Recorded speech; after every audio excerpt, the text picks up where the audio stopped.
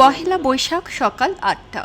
মাদ্রাসায় যাওয়ার পথে ১৬ বছরের কিশোরী ফারিহা ও অভিযুক্ত আবিদ সদিচ্ছায় দুজন বিয়ের উদ্দেশ্যে পালিয়ে যায়। ঘটনার একদিন পর নোটারির মাধ্যমে বিয়ে করে ফারিহা ও আবিদ। ঘটনা ধামাচাপা দিতে স্থানীয়দের সাথে মীমাংসায় বসেন মেয়ে ও ছেলের বাবা।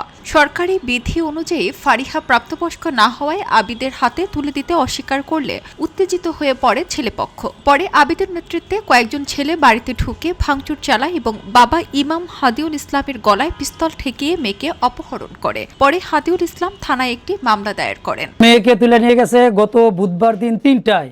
আমি আমার মেয়েকে আমার বউকে নিয়ে এই বাসায় থাকতাম, তখন বিকাল ৩টায় আমার বাসার সামনে এখানে স্থানীয় বখাটে আবিদ, তার সহযোগী সুমিত, আরও তার বাপ, তার যেটা আরও আমি অজ্ঞাত আরও অনেকেই, এরা আমার এই দরজা, আমার মেয়েকে যখন জোর করে নিয়ে যেতে চাইছিল তখন আমি ওই দরজাটা লাগাইছি, বারান্দার ওই দরজাটা 2টা তালা লাগাইছিলাম ওইখানে।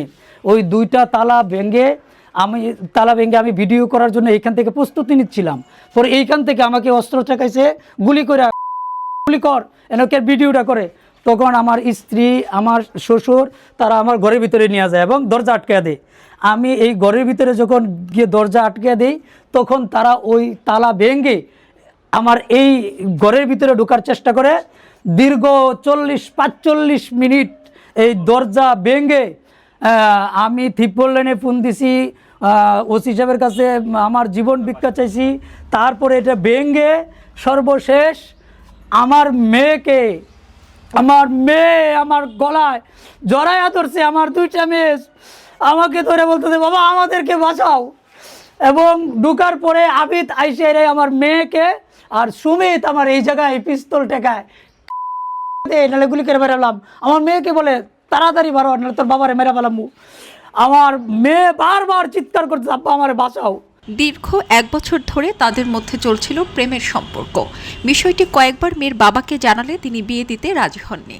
ফলে পহেলা বৈশাখের দিন বিকেলে দুজন মিলে বিজ্ঞ আদালতে নোটারি পাবলিকের মাধ্যমে বিয়ে করেন।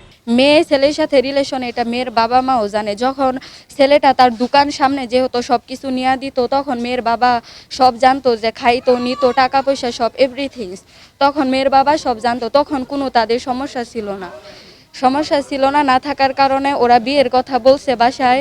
মেয়ের বাবা রাজি ছিল কিনা আমি জানি না, কিন্তু আমার ভাই আমাদের বাসায় বলছে। বলার পরে আমার মামা এবং আমার বাবা বলছে, আমার একটা মামা এখনো বিয়ের বাকি আছে, ওর বিয়ের কথা চলতেছে, যে ওর বিয়েটা হয়ে যাক, তারপর তোমাদের বিয়ের বিষয়ে আমরা আগাবো। তা ও মানে নাই, কি হয়েছে এর মাঝখানে বলতে পারবো না। ওরা দুইজন নিজের ইচ্ছে পালায় গেছে, মানে পহেলা বৈশাখের দিন বিকাল 5টায় পালায় গেছে। তো খবর আছে বাসায়, সবাই কান্নাকাটি করতেছে। তো এখন মাইনা নেওয়া ছাড়া কিছু করার নাই।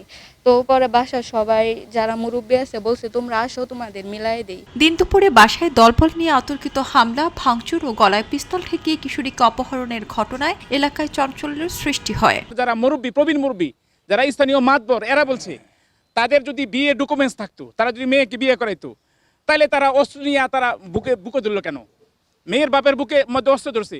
মেয়ের বাপ জীবন নাশের ভয়ে মেয়েকে ছেড়ে দিছে। বাড়িঘর ভেঙে উদ্ধার করা বা এইভাবে নিয়ে যাওয়া, এটা আমাদের কোনোভাবেই কাম্য ছিল না। এবং এটাও শোনা গেছে যে ফিল্মি স্টাইলে অস্ত্র ঠেকিয়ে এখানে উঠায় নিয়ে গেছে। এটা আমরা সামাজিক মানুষ হিসাবে, একজন আলেম হিসাবে আমরা এটা কখনোই প্রত্যাশা করি না। এটা একেবারেই প্রত্যাশিত নয়, এটা কখনোই আমরা কামনা করি না এরকম কোনো ঘটনা। যদি সম্পর্ক থাকে তাহলে তো এটা এই দরজা ভেঙে মেয়ে নেওয়ার কোনো প্রয়োজন আমি মনে করি না।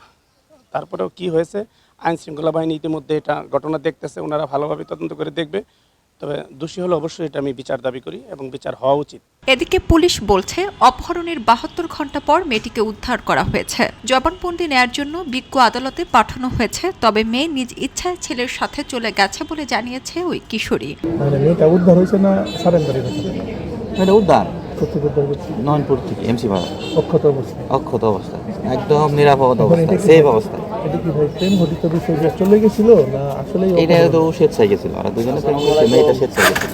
সামাজিক যোগাযোগ মাধ্যমে অপহরণের ঘটনা ছড়িয়ে পড়লে বাংলাদেশ জামায়াতের আমির তার ভেরিফাইড ফেসবুকে এটিকে ন্যাক্কারজনক ঘটনা আখ্যায়িত করে আসামিদের দ্রুত গ্রেপ্তারের দাবি জানায়। ঘটনার 72 ঘণ্টা পর 7 জনকে গ্রেপ্তার করেছে শ্রীপুর থানা পুলিশ। খবরের কাগজ, নিখাত, নির্ভীক, নিরপেক্ষ।